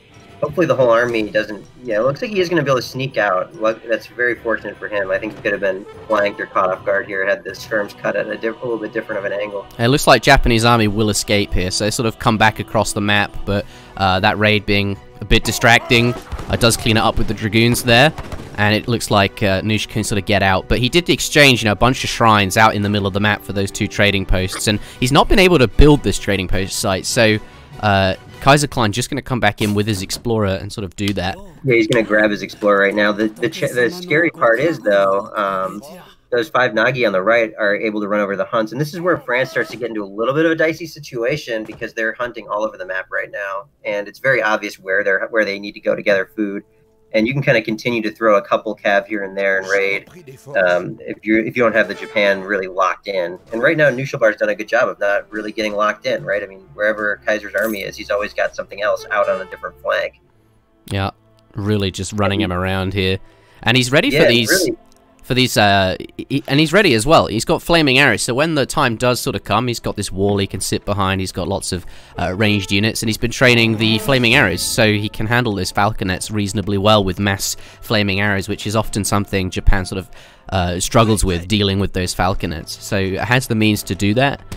The score is actually very close, although Kaiser is up by 2,000 points, which is 2,000 resources, but still reasonably close. I do like Kaiser's position a bit more, though, simply because he has these he is building that there, but very low HP, simply because he's got these 2 trading posts and also has a ton of cavalry, which is about to get upgraded by hand cavalry hit points, and obviously sent cavalry combat as well, so has some really powerful upgrades. And whilst the scores might look even, once these cuirassiers en masse get on top of anything with all these upgrades, they'll be exceptionally powerful. Taking some volleys from the flaming arrows, though, that is not what he wants to be doing. Arrows, I don't think. No, I don't think he knew they were there, but now he does. Is this going to be the... He's going for it. Oh, is he going to go for it? Is this the bit? Is this the engagement? Yeah, he's going for it. They've both been playing a really dynamic move around the map. Keep everything harassed. Don't let your opponent get anywhere. Big volleys on those skirmishes. They're going down. Naginats are coming around on the side, but the Dragoons are in a good spot to deal with those Nagi. Big volley from the cannons. One goes down to the flaming arrow, which have additional range, and the Ashigaru doing very well against those cuirassiers.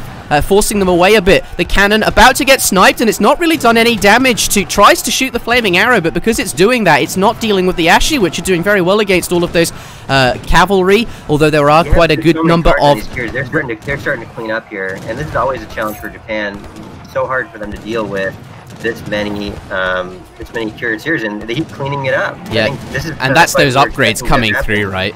Absolute. Look at the hit points on these units. They have 700 HP after sending cavalry combat and hand cavalry hit points, as well as getting cavalry cuirass at the arsenal. Just stacking those upgrades in some insane hit points, and now forcing Japan off this coin mine here. Let's switch on over to Nush. What does he have to deal with this? There's so many red units here. He's just not able to handle that. Yeah, I mean, look at the eco, though. He actually has more vills and 190 shrine pop because he was able to raid really effectively with 5 Nagi during this, which has been the story of the last game too, right? Kaiser kind of had an army advantage throughout the entire game. Knuschelbär just needs to be able to hang on just a little bit longer. He's sending 5. Look at these 5 Nagi popping on top of the skirms, really big, because every skirm he can keep alive is actually really critical because he's mostly going cav. So when the Ashis pop out, there's a couple of skirms. Yabusame coming out on the other side there. And Ashi coming in as well. We've got 3 Raxes about to pop a few Ashi, but they're not full batches. Yeah, that's a lot of Ashi, though. And these Kurs are doing just such a good job of moving around the map, or moving around the muskets. Like, look at a couple of them getting pulled back here. You can see 3 flaming arrows pop out. But I think he's managed to sort of stay alive. There's not enough cuirassiers here to sort of handle this. Or there are actually 5 more. Yeah, he does. And 5 more cuirassiers join the battle, and that's enough to just sort of run in there and ram them down. Those Ashi going into hand combat to try and get the extra melee damage, but there's just so. I think they're going to be able to hold up. He's not on the cannons. Yeah, he's got to kill that. He's got to kill the muskets right now. This is what I'm talking about. The fact that those cav popped out on top of the turn, like, it's amazing how important having, like, just 10 skirms are to the situation. And it's a very delicate one. There's some more units coming in, But now that there's no skirms, those Ashi are basically able to fight with impunity. And he did survive this wave, and he's got another 20 Ashi coming, and he's got a better eco at this point. Yeah. So he's done a good job of hanging on. Oh my word! Military coming too. That was absolutely. This is fantastic. I honestly thought France had it. He just came in there with the super powerful cav, but. Here's the skirms. Here's the skirms again. We're talking about them. They do. That makes a big difference as far as how clean you can be fighting these Ashi. Yeah, he does have counter-infantry rifling in now, so these skirms are really, really powerful against sort of all heavy infantry. And he's close enough to try and shoot them down. He needs to get rid of those skirms. The cavalry, yeah, look at that, trying to break away, trying to get towards the skirms here to take them out. They're the highest DPS unit at the moment. But this game goes on, and the scores are actually exceptionally even. We're looking at 38 villagers plus 190 population of shrines for Knuschelbär. And Kaiserklein look here. Look at where those actually go immediately. You see how he doesn't pursue? He's going to run straight to the economy because he's got the units that can kind of force an engagement here, and he's just going to try to run straight. And to the hunts, Kaiser's out of hunts. The hunts have run out. So.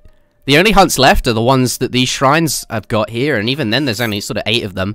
I think here, this might be time just to slam the villagers in, because he's no way he can make a mill and plantation switch. That doesn't seem... He's going to hunt these 3 animals up here. Like, he's really in a tough spot. Yeah. And more cures coming are not what he needs right now, because his opponent's just going pure Ashi, hoping to starve him out with just a lot of Ashi. And you can see here, villagers are going to start to get traded.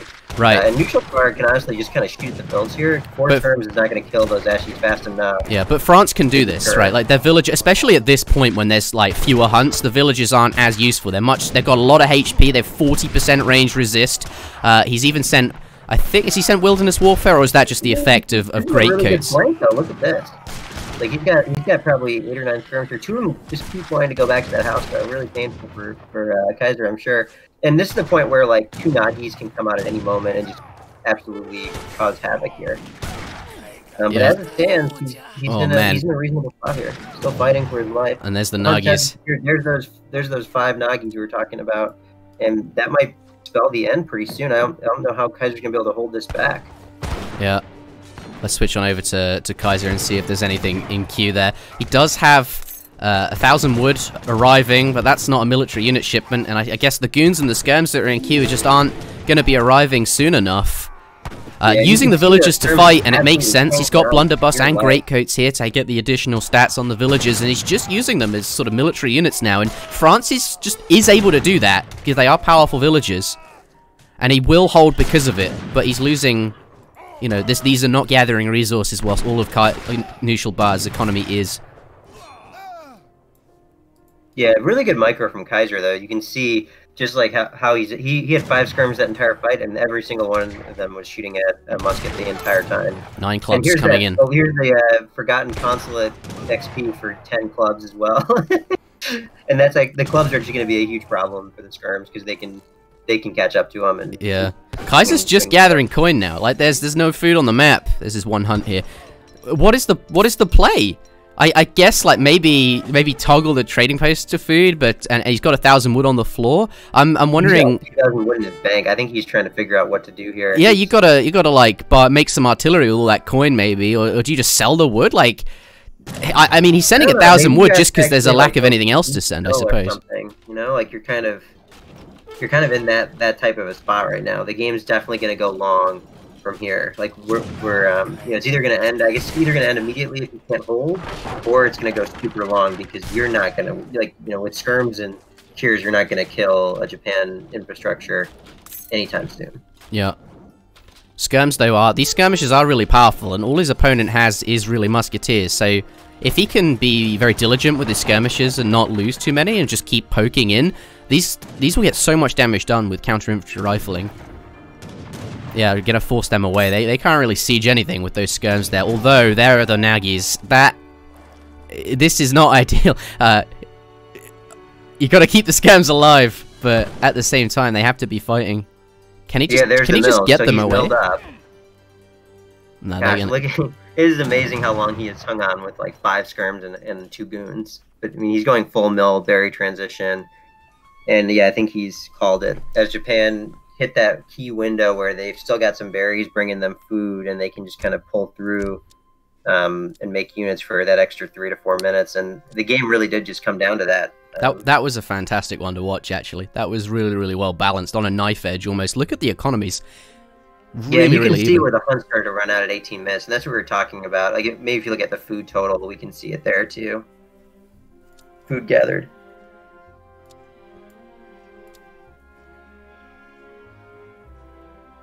Food total? Yep.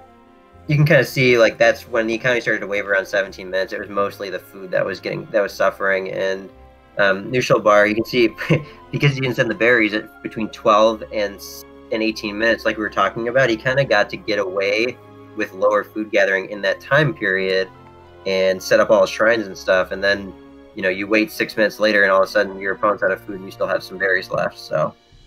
Taking a look at military score. Yep, and lots of close fights there. You can see, like, look, especially if you look at, like, the first fight was particularly rough, actually, but then in the second wave of the fight, I'm talking about the big fight, on the far right. Like, you can see Kaiser lost a lot in the beginning, but then he was just so efficient with his units at the end. If you just watch, like, he lost almost nothing in all those little exchanges towards the end of the game. Yeah. Really well played from both, actually, although very impressed with Knuschelbär. I actually, like, both. Kaiserklein in the start, just searching for those shrines, for those explorers so they can't build shrines, harassing with those monkeys so they can't build shrines, just making sure the shrines are down, grabbing that trading post, and then Japan somehow managing to stay in, surviving that giant cav push with all those HP upgrades. That was a really, really good game to watch. But ladies and gentlemen, we do have game number 3 coming up now. The score is 1-1 between these two players. Kaiserklein can no longer play as Germany, since he won with them in the very first game. Knuschelbär can no longer play Japan. Let's hold it out. Yep, let's do it.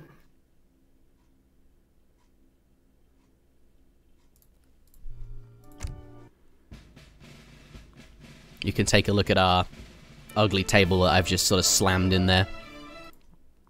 Let's grab the next game. Yeah, a lot more games coming.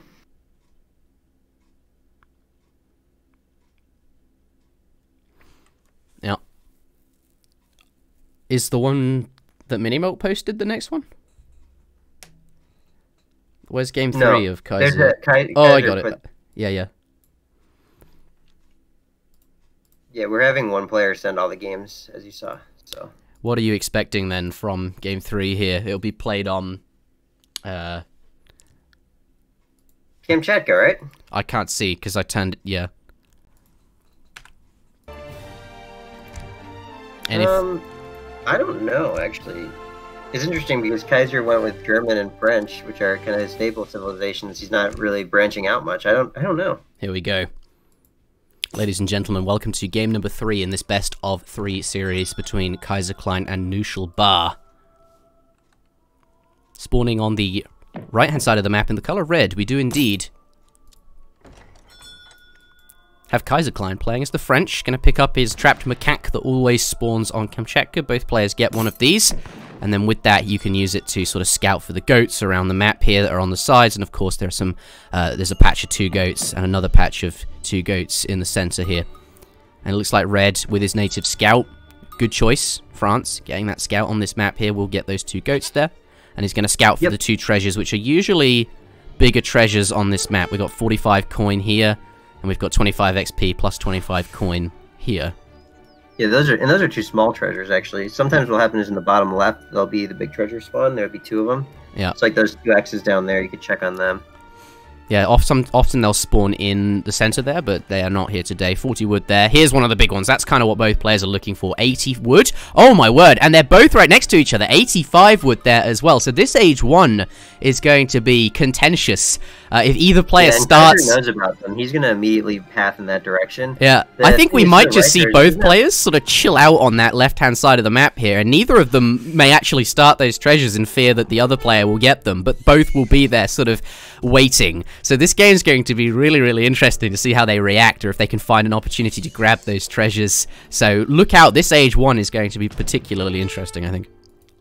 Yeah, and Knuschelbär getting some wood here. He's playing as Dutch, right? Yes, let's introduce Knuschelbär. I ought to do that, I suppose. Spawning in the north of the map in the color blue. Here he is. Went for an early market start there. Commando. And has hunting dogs in now at 0.92 food per second on those villagers. So nice and early. And getting that house, although didn't get to use the wood treasure. Villagers now coming off the mine, has got 200 coin, and that's all he needs for villagers. Yeah, didn't get to use the wood treasure, I think you're about to talk about. I was going to say the market. I'm surprised to see the market, and looks like the Duber battle has been won here. The scout is on its way out, and winning that battle is actually quite important because of all the wood treasures down here. So I think Kaiser might actually just like rush down this one that he's on. He'll walk a little bit past it, so he's got the line of sight, but I think he would go for it quite quickly. Yep. Yeah, here we go. See, so he's confirmed that the enemy explorer is not waiting, and now he's just going to use his pet to just kind of kill this as fast as possible. Yeah, and look at him being very diligent there, sort of kiting towards it, walking a bit, attacking, and then just making sure the explorer isn't going to steal it from him. But yeah, going to pick himself up 80 wood. Yeah, put the Fog of War on as well for Kaiser. Does Kaiser see this other treasure? Just out of curiosity. No, he doesn't. Yeah, that's what I thought. He has no idea where the enemy explorer is, but he knows the explorer didn't start this. So I think he's just going to probably posture around, wait for his crack shot to come back up, and probably posture around the 85 wood. Yeah, just sort of seeing his opponent get the 40 typically means he's used his crack shot, and here he is. Look at this aggressively checking. So all these types of kind of positioning that Kaiser's taken are getting him real resources, right? Because he's probably going to be able to get the 85 wood here after pushing the enemy explorer off of it. Yep. Let's come back to that in a moment. We'll talk about what they're up to now. Kaiserklein, now on going up to the next age, will be aging with the quartermaster. So with the 400 wood. 10 too. He got up really fast. Oh yeah. I think it's going to be Hussar, like a Hussar semi probably. Either that. The other thing you can do is also like Musk Huss type build, and you can see he actually started before his crack shot was ready, and a lot of times you'll see top players do this because the safe thing to do is to wait until your crack shot comes back up. You can see a lot of damage being taken there, but by starting it before your crack shot's up, you can finish it 5 or 6 seconds earlier, and that's the difference between Knuschelbär like being on top of it and missing it entirely. And so Kaiser's able to sneak that 85 wood and just get out of there. Yeah, and in this situation, that kind of was the case. We saw Knuschelbär coming back, but did not. And if he had been a bit quicker, maybe he would have gotten it, but because Kaiser started so soon, did not. He's going to get a couple of pot shots on that low HP Explorer, and that is the one thing he has going for him now. Kaiserklein, he's already got this trading post here, but if he were to build a second one, he would not be able to do that. I don't think that's what he's got in mind, because 12-10, he's looking... 12. I think he's going to send 3 Hussar cards first. Yeah, exactly. So that's going to be coming. We'll verify that now. It's about to happen. But now he's up to the next stage. He's got 100 HP extra on that Explorer. He's just going for the eco play. Getting up a little bit faster means he can get 4 CDB out a little bit faster. And maybe we'll see that stable coming up right around now, though. Yeah, we'll verify his preferred building, and it will be opening with a stable. He's more aggressively placing it, though, knowing how fast he got up. How long till Knuschelbär's up? Usually Dutch gets up pretty fast, too, as a civ. So, yeah, the 12-10 just gets him up slightly before Dutch. But Dutch is also, like, if they would prefer not to have to build a stable on their 400 wood, they'd love to get that second bank. And he's actually going to be a little bit idle, too. So we'll see what he goes for here. But, yep, 700 wood coming. And I fully expect after scouting that stable, we might even see that forced early stable from Dutch. I was really hoping we might see the new politician here for the Dutch, which enables them to train, to get veteran halberdiers in the colonial age there. Pardon me, the commerce age. But note going with the 400 wood builds, the tried and true. It is a competitive game after all, so he's going to use that wood to get his bank, and 700 wood sort of coming now. But no military building just yet. Yeah, bank going down, and I think he's going to get that that first military building off his 700 wood, which is now coming. But if we switch back over to Kaiserklein, yeah, he's got Hussars sort of nearly created, and they're going to be in the blue player's base before that military building's up, before any units are going to be out, and these vills are all going to get belled up. So yeah, Kaiser's speed really going to be working out in that regard here. Yeah, and look at how good the macro is here. Like, he's just perfectly done. He gets out the Hussars. He's over on food, so he can start his next build really soon. These sisters are going to run out immediately for the free kill, which maybe one. He's sending 1 Hussar now because he scouted it, which I think was quite wise. Making sure that the Explorer dies here is really important, both for your vision and the Explorer just in general provides some snare and things that can do a lot for your defense at home. So he's going to leave a Hussar behind to clean that up, and then send 4 to the base to immediately start belling up. And this is where I was surprised the stable was not built. You can see no military building, but two, it looks like we're trying to build a stable now, but we're not going to get it up if Kaiser gets deeper into the base. Nice pulling of one villager, though, into the base. I think Kaiser's going to have to go for villas that are not so close to the town center, like the one who's building the stable. And here he goes. He might be able to get 2 villas here, honestly. Maybe even 3. Does get one down. The stable does go up though. You can tell he was in a hurry, right? Oh, bank wagon popping out, but it is perfectly fine. Second vil going down, yeah. Stable does get up though. He used 3 vils to make that happen, and now look, we see if we switch on over to Knusch, hussars in queue, and these villagers can now get back to work. There they go, and and he'll be okay. And whenever you develop the villagers, it takes a while for them to really get gathering again because of all the bumping and the moving and the reallocating. So it is actually highly disruptive. I am surprised. I'm surprised that Kaiser isn't still underneath the base, knowing the stable just finished. He had probably, and he's going in again. He's got another round of time here. He can probably get one more little harass off. But Knuschelbär is really good about doing this, pulling in just the villagers that are actually at threat of dying. Kaiser is just trying to find something that his opponent can't pull into the town center. But Cav coming out here, and Kaiser pulling away just in time. He does have 4 to 3, so he can actually fight this too. And he's training 5 more. Looks like he is going to fight this. Nice micro pulling away the hussars from both players. And it's just, 3 hussar to 2 is kind of the problem here. Town center fire is helping out, but that just means more vills are idled. And 5 more hussar rallying into this base right now for Kaiserklein. He probably will age off the back of this with his 700 coin. Looks like that's what he's saving for. But really nice job getting 10 huss out and really disrupting the Dutch economy here. Yep. And again, look at this! A musket switch. 2 Raxes have gone down off of, I presume, 600 wood. Or whatever it was. Yeah, and he's going to just keep this pressure up. He's decided he's actually got the upper hand in terms of military units here, and instead of aging up, which is often what you will do, is just going to pile units in. And the other great thing about this musket switch, he just sent 700 gold. And he's got all the hunting techs, and so he's got all of his villagers, 20 of them, gathering food. So he's really optimized. Hussar pop about to happen though, and they do come out. Yeah, and Kaiser's not too worried about that hussar pop. Actually, he kind of wants it to look good for him because these 10 muskets are coming, and I think that's an unexpected read. I think so if anything he can do to kind of keep the hussars out of position or potentially even engaged right now is what he really wants to do as these muskets group up together to get ready to go underneath the town center. Yeah, trying to sort of bait him in. Maybe he's like trying to bait those hussars out towards the muskets here. They are coming, but yep, he is trying to. Yeah, but Knuschelbär not going to fall for that. Here. Yeah, I think he might go for houses here. The Dutch player, if you look at, he's sending 8 pikes, which is a good kind of defensive measure. But now that the musket switches happen, Minutemen being called, a lot of houses, and he really hasn't been able to gather food all game. So he's calling Minutemen right now, but there's more hussar coming in too. And I think you can just kind of walk away from this, right, and come back in a couple seconds and. Yeah, not going to fight those Minutemen. They're going to lose health. No need to do that. But yeah, they repel it away, and 8 pikes are coming.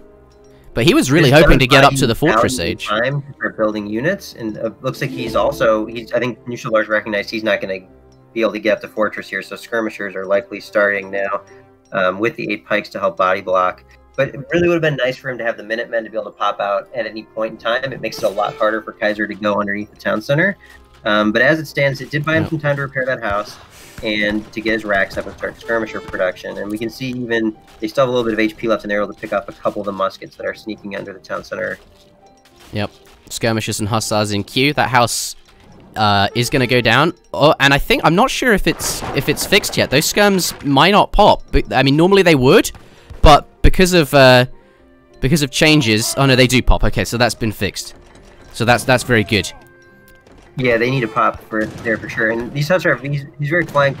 But the weird thing about Kaiser's position right now is he kind of wants to make his presence known, so Knuschelbär can't click up, but he doesn't want to fight if Knuschelbär is not aging, which I think he's been able to safely determine his opponent's not aging right now. He snared some hussar on the left. Skirms on the left also getting hit really hard here. That was a big misplay here from Knuschelbär, losing 2, maybe 3 skirmishers here, and Kaiser's kind of pushing in on all flanks. Villagers getting threatened here too, right on the top, and I think we'll just back off on the left and be happy to take some really good musket shots on the top here. Yeah. I think your Dutch needs a few more skirmishes for this to go smoothly. At this, yeah, that's why those couple that he had getting caught out was a big problem. misstep, and there's just muskets everywhere right now. Yeah. These pikes though are threatening to soak a lot of damage, and like we said, you know, Kaiser doesn't need to end the game here, so he's probably not going to pursue this much further. And look at that, Hussars now coming. 5 Huss from the Dutch home city. Pardon me, we're looking. No, that is right. Is that 3? That's 3 Huss. They do have a 5 Hussar shipment, but if he's Fortress Age and sending 3 Huss, that is. He's not Fortress Age. He's Colonial. Oh yeah, he never got up. Yeah, he's been stuck in Colonial, which is exactly why Kaiser's been putting on the pressure he has. He wants to. The longer the game goes Colonial, the better it is for France because they have access to those musketeers. Okay, I'm tracking now. Wall starting to go up, and you know that's all like what we're talking about. Yeah, like I said earlier that it doesn't matter. Yeah, let's just keep going. Yeah, Kaiser's getting up.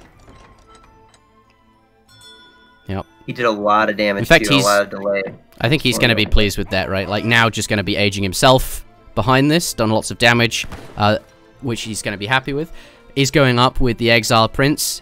Did finish that last musket batch, which makes me wonder if. Oh, look at that, 2 shipments stacked. If he's going to, for sure. Yeah, going to get the 2 Falconets and the veteran musket upgrade, and with these Hussars as well. All of these units are going to be really effective at defending Falconets, which is certainly something Dutch. Yep. One other thing we should look at there it is if Knuschelbär has the read that the Fortress Age is happening, and if he's saving to H himself. Like as Dutch, you have to cancel your batches like perfectly because building 1 extra batch of units might be the difference between being able to get up fast enough to hold this. Looks like Knuschelbär is kind of pushing out a little bit with his cav, but again, those 2 Falcons are another major problem for Dutch. Dutch just kind of has like they can't deal with the muskets in Colonial, and then they can't deal with the 2 Falcons very well. Even if they can somehow manage to make it through all these awkward situations, they come out quite far ahead. But as it stands now, he's going to have to make a push happen here before the 2 Falcons come to the field and repel him. And even if he kills 1 Rax here, I think France will probably be okay with that because he's got a little bit too much military infrastructure for his economy, I would say. And these scrims are really getting aggressive here. Yeah, chasing those muskets down there. There are some cavalry now, so he does have to. He knows they are about, but the pikemen back at the racks. Looks like a couple of muskets do pop out on the side there. Yeah, and they are actually in hand attack. The thing is, there's only a couple skirms, so they're actually totally fine to do that. And these cav going in now, right? Here we go. Cannons coming in. Vet Musk is in, and it looks like he's managed to keep that barracks up as well. So now going to set up. Yeah. And if not set up, just force Noosh away. There's the volley. Does he get it on the... Yes. That's a huge volley, too. He cleared probably 5 pikes worth of HP there in a skirm. And now he can repack. And just the goal is basically... It's kind of like StarCraft when you think about like siege tanks, right? The idea is the Falcons, if you can keep them packing and unpacking as long as possible, you can prevent them from just unpacking on top of your base and then forcing you to deal with it. But because Knuschelbär doesn't have very many units available to him right now, and he can't really contest the muskets and cav that are pushing with the Falcons. Yep. Kaiser's just going to get to walk right underneath the base right now, and there's going to be a lot of siege happening right there. Okay, Noosh is now up to the next stage though. Does have 5 skirmishes about to pop, and of course they're going to get the veteran shadow tech for free, so he's going to improve the power of his units. And there we have 9 Reuters on the way. Trouble is he's already killed Minutemen, so this is going to be really challenging to hold. Killing those 2 Falconets is going to have to involve some kind of flank. It's going to be very difficult to get these units down. Bank is buying a bit of time, but there it is, goes down. But that's the thing you don't want to lose is Dutch. Exactly. Right? That's a huge loss. So you'll see like these muskets are going to start sieging the market. The Falcons are going to be able to get the house, and it's going to be just a very tight situation for him. For Knuschelbär here. I mean, this is it. He has to do something now because he's just bleeding out infrastructure. Those Reuters do arrive right now, and this is where he has to do something. Did get a volley though on that Falconet, now sort of at nearly half HP. Market, I don't think he cares about that one quite so much. It's actually quite important. He's able to buy wood here. Here we go. The fight's gonna be. He's really looking to get in there, isn't he? He really wants to get those Hussars on top of the cannons. But Kaiserklein just not letting him do that. Quite a bit, and I think he's gonna go for it now. Yeah. No, he's trying. You can see he really wants to. Skirm's taking a blast. He knows he needs to, but he also just at the same time can't quite get there. Kaiser doing such a good job of keeping everything just kind of right on the edge. TT is still working on that 1 Falco. That Falco will go down. Yeah, maybe that's what he's waiting. Once that Falco goes down, then perhaps you just jam him in there. Here's on the right is a great flank too. Those going deeper into the base, I actually don't mind that. I think there's plenty of units here to defend, but it looks like he's going to finally go. He's going to clean up that last one, and now it's one Falc only. But as you can see, it's just so hard to make cost-effective trades with that Falc threatening. And what do you think Kaiser does here? Does he sort of now he's only got one? I think he's probably got one more shipment coming. He just got 3 cures in. If we check, he's probably got one more coming. And then at that point, he's kind of at his optimal peak. There you go. So I think what we'll see is probably just a big mass coming in here. Here we go! He gets a nice volley off. For him too, right? Continuing to get volleys on things. He's just going to slam in here because he's got a good position and force this to happen. And the Falc's able to hit everything it needs to. And now we're just down to kind of Reuters. And there's no way that the Dutch player's going to be able to kind of keep up with the big skirm shipments. There's already been... There's so many skirms here. There's another 20 coming very soon. Yeah, he's got 10 from these 2 forward Raxes, 7 skirms as a shipment on the way now, and he's got plenty to defend these as well. These musketeers and these cavalry will be sufficient to defend those skirmishes. This Falcon has really torn Dutch up, and even if there's somehow an even trade, he's managed to take down a bank. So Dutch only has 3 banks here. I was saying you may even want to bring back the Falcon. You could heal it, but the Falcons have honestly done their worth. Like, you don't usually want to win the game off the 2 Falcons. What you want to do is just have enough awkward exchanges like this that Dutch can't get rolling with a superior mass. And now at this point, you're making more traditional units, but you can definitely catch them off guard. And this Falc's gonna not die in these first round of volleys, but 3 HP left, and he gets the volley off. He keeps it alive. Oh man. Oh wow. 14 HP. Yeah, he got 15 damage on a Falcon. It cost him like 6 units. So, those types of trades add up real fast. And that's why we're seeing Kaiser use that. Yeah, I would love to see him send that Falc back and just get a priest out and start healing it. The church is actually not. I thought that'd be a good idea actually in this situation. And it's a fine building as well, right? Because it generates XP now. So. And there is that. And also the priest only takes 30 seconds to train, down from 40 on the definitive edition. So you do get that a bit quicker. You don't have to wait quite so long. Dutch now just gathering a lot of coin. And that Falconet on 14 HP just chucking out so much siege damage. You just can't quite get it down. Is he just going to come in here and blast it? But there's so many muskets, so many skirms. And that one Falconet with 13 HP that cannot get hit is threatening, is the reason why the skirms are not able to get full and effective damage off. There we go. Finally goes in and snipes it. Now skirms can fire a little. But look at all these plus 11s as a result of taking it out. Yeah, Kaiser really well handled there. Dutch though, he's got 1,000 coin. In fact, over 1,000 coin. I think now he's just waiting for that shipment to arrive. And no mercenaries there. Nothing he can really do with 1,000 coin. Yeah, he's no market either. We talked about that earlier in the series, but I think Kaiser training cures. Look at that. He read the situation. That's another thing you can do, because a lot of times people will sack their anti-cav to kill the cannon. So if you make cav as well, you can find like a second wave of just really great composition. And that's what Kaiser's been doing here, really. I mean, his composition has always been so tightly put together. I think he detected some hunting or something happening down here that he wants to deal with first, which would be very aware of the game to see that. And that is the end of that. Kaiserklein does take game number 3 in the series, bringing the score up to 2-1. And he does take a victory for, I don't know what team he's on. I think, I'm tempted to say Little Lieutenant Colonel, so let's take a look. I hope I'm not offending anyone. Ah, yeah, I am offending people. Kaiserklein is on the Guardianians. So that would be 1-0 so far, right? Yeah. Kaiser beating Knuschelbär. Should we take a look at the post game there? Yeah, a lot of action packed into that game. Soon, so we take a quick glance at it, but yeah, I think you look at military population, or actually go to the military tab, the kill loss one. That's where the game will be best described. I think the ratio should just be really good for Kaiser. Units lost. Yeah, he killed 98 units and lost 66, and that's kind of the story of the game, was by using those Falcs, using his Musk-Huss timings. He knew all the right timings to kind of force bad trades out of Dutch, and he just continually did that throughout the game, and very well executed by Kaiser in that game.